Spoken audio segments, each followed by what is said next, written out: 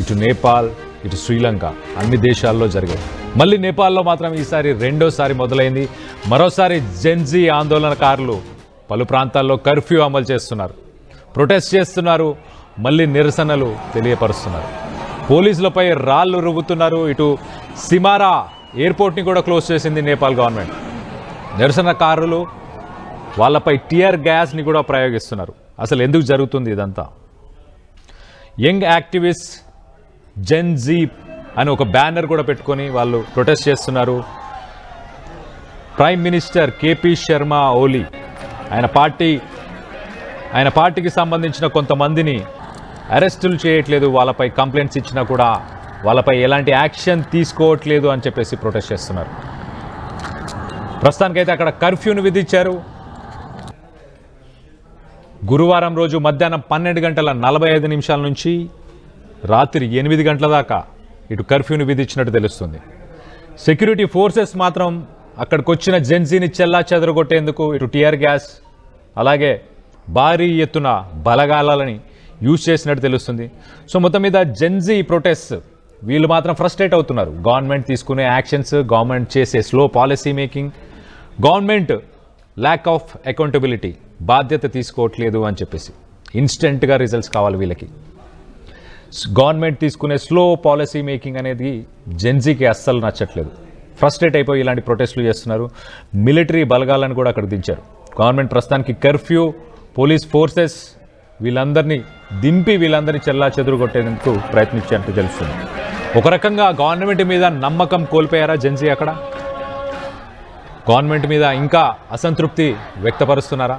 మనం ఒకసారి ఆ విజువల్స్లో చూడొచ్చు, చాలా క్లియర్గా కనిపిస్తుంది. అంతా యంగ్స్టర్స్, అందరి చేతుల్లో ఫోన్స్, ప్లకార్డ్స్, ఆ స్లోగన్స్, రెస్ట్లెస్నెస్ కనిపిస్తుంది. ఒకసారి చూడండి, విధ్వంసం అయితే వాళ్ళు అక్కడ ఉన్న కొన్ని షాప్స్కి తగలబెట్టారు. దాన్ని పోలీసుల మీదకి తీసుకెళ్లే ప్రయత్నం చేస్తున్నారు. అర్థం చేసుకోండి మళ్ళీ ఎంత వరస్ట్ సిచ్యువేషన్ నేపాల్ ఎదుర్కొంటుంది. గతంలో సోషల్ మీడియా బ్యాన్ అప్పుడు కూడా ఇలానే ప్రొటెస్ట్ చేశారు. ఇప్పుడు కొంతమంది పొలిటికల్ రైవల్స్, కొంతమంది పొలిటికల్ వ్యక్తులపై కంప్లైంట్ చేసిన యాక్షన్ తీసుకోవట్లేదని చెప్పేసి ప్రొటెస్ట్ చేస్తున్నారు. దీనికి సంబంధించి మరిన్ని వివరాలు తెలుసుకునే ప్రయత్నం చేద్దాం. మా ప్రతినిధి నవీన్ ఉన్నారు, నవీన్తో మాట్లాడి తెలుసుకునే ప్రయత్నం చేద్దాం. నవీన్, చెప్పండి, లేటెస్ట్ అప్డేట్ ఏంటి? ప్రస్తుతం సిచ్యువేషన్ ఎలా ఉంది? సోషల్ మీడియా బ్యాన్ తో పాటు ఇతర కారణాలతో కూడా గతంలో నేపాల్లో ఉద్రిక్తమైనటువంటి పరిస్థితులు నెలకొన్నాయి. ముఖ్యంగా జెన్జీ ఉద్యమాన్ని కూడా పెద్ద ఎత్తున యువత కూడా తీసుకొచ్చినటువంటి పరిస్థితి నెలకొంది. అయితే ఆ సమయంలో ఉన్నటువంటి ప్రధాని కూడా ఈ ఉద్యమాన్ని తీవ్రత చూసి అప్పుడు రాజీనామా చేసినటువంటి పరిస్థితి నెలకొంది. మళ్ళీ నిన్నటించి ఈ బారా జిల్లాలో పెద్ద ఎత్తున ఆందోళన కూడా చేసేందుకు సిద్ధమవుతున్నటువంటి పరిస్థితి నెలకొన్నాయి. ప్రస్తుతానికి నేపాల్ లో ఉన్నటువంటి బారా జిల్లాతో పాటు అనేక ప్రాంతాల్లో కర్ఫ్యూ కూడా విధించినట్టు కూడా మనకి సమాచారం అందుతుంది. కాబట్టి ఈ జెన్జీ ఉద్యమం మళ్ళీ తలెత్తున్నటువంటి నేపథ్యంలో కొంత ఉద్రిక్తమైనటువంటి పరిస్థితి నెలకొన్నాయి. నిన్న సాయంత్రం నుంచి కూడా ఈ యొక్క ఉద్యమం పెద్ద ఎత్తున యువత అంతా రోడ్డు పైకి వచ్చి పెద్ద ఎత్తున ఆందోళన చేస్తున్నటువంటి పరిణామాలు కనిపిస్తున్నాయి. ఒక్కసారిగా పోలీసులు టియర్ గ్యాస్ తో పాటు లాఠీ చార్జ్ చేసినటువంటి ఆ దృశ్యాలు కూడా కనిపిస్తున్నటువంటి పరిస్థితి. ప్రస్తుతానికి అక్కడ ఉన్నటువంటి నేపాల్ ప్రధాని మాత్రం అందరూ కూడా సైలెంట్ గా ఉండాలి, ఎవరు ఇటువంటి ఉద్యమం చేయొద్దని చెప్పి అనే విధంగా కూడా వారు కొన్ని కామెంట్స్ కూడా చేసినటువంటి పరిస్థితి నెలకొంది. కానీ నేపాల్ లో ఉన్నటువంటి రెండు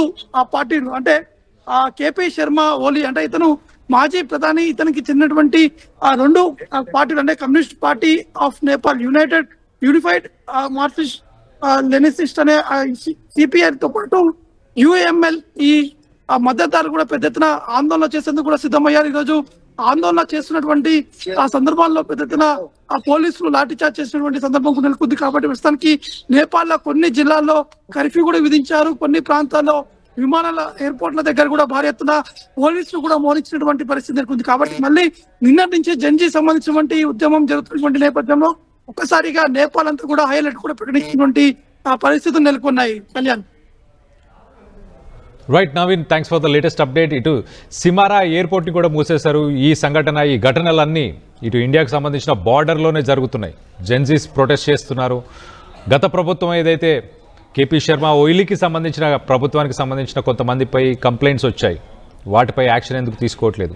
ఇప్పుడున్న పిఎం సునీల్ కిర్కే ఆయన యాక్షన్ తీసుకోవాలి అని చెప్పి డిమాండ్ చేస్తున్నారు. ఆయనతోని ప్రస్తుతానికైతే కొంతమంది యువత, కొంతమంది జెన్జీకి సంబంధించిన లీడర్స్, యూత్ లీడర్స్ వీళ్ళందరూ కూడా మాట్లాడే ప్రయత్నం చేస్తున్నట్టు తెలుస్తుంది. ఒక మీటింగ్ని కూడా అరేంజ్ చేసినట్టు తెలుస్తుంది. మరి నెక్స్ట్ ఇటు సిపిఎన్ యుఎంఎల్ పార్టీకి సంబంధించి ఎలాంటి మూవ్ ఉండబోతుంది దానిపై డిపెండ్ అయి ఉంది. టెన్షన్స్ ఇంకా కంటిన్యూ అయ్యే అవకాశం ఉందా, లేకపోతే పెరిగే అవకాశం ఉందా అన్న దానిపై ప్రస్తుతానికైతే ఉత్కంఠం నెలకొంది. ఇటు ఇండియా బార్డర్లోనే ఇవన్నీ జరుగుతున్నాయి కాబట్టి ఇండియా కూడా క్లోజ్గా మానిటర్ చేస్తుంది సిట్యువేషన్ని. అలాగే ప్రపంచ దేశాలు కూడా క్లోజ్గా మానిటర్ చేస్తున్నాయి సిట్యువేషన్స్ని. బారా, BARA బారా అని ఇండియాకి దగ్గరలో ఒక బార్డర్ ఉంది. ఆ బార్డర్ దగ్గరే ఇలాంటి సంఘటన చోటు చేసుకుంది. సో బార్డర్లో టెన్షన్, ఒక రకంగా హై అలర్ట్ సిట్యువేషన్ కూడా ఇప్పుడు ప్రస్తుతానికి ఉన్నట్టు తెలుస్తుంది. సో జెన్జీ మొత్తం మీద గతంలో మనకు తెలుసు సెప్టెంబర్లో ఒక్కసారిగా నేపాల్ దేశం అంతా కూడా ఒక్కసారిగా ప్రొటెస్ట్ చేశారు. దాంట్లో దాదాపు 76 మంది చనిపోయారు. మళ్ళీ ఆ అల్లర్లు, మళ్ళీ అదే ప్రొటెస్ట్లు ముందుకు వస్తున్నాయి. దీనిపై మీ అభిప్రాయాలను వ్యక్తపరచండి. అసలు జెన్జీ చేస్తున్న ప్రొటెస్ట్లలో మీకు ఏమి అనిపిస్తుంది? న్యాయం ఉందనిపిస్తుందా? గవర్నమెంట్స్ తొందరగా రియాక్ట్ అయ్యి పాలసీ మేకింగ్ చేయాలా? వీళ్ళ ఫ్రస్ట్రేషన్స్కి అర్థం ఉందా? దీనికి సంబంధించి ఒకసారి విజువల్స్ కూడా చూసే ప్రయత్నం చేద్దాం.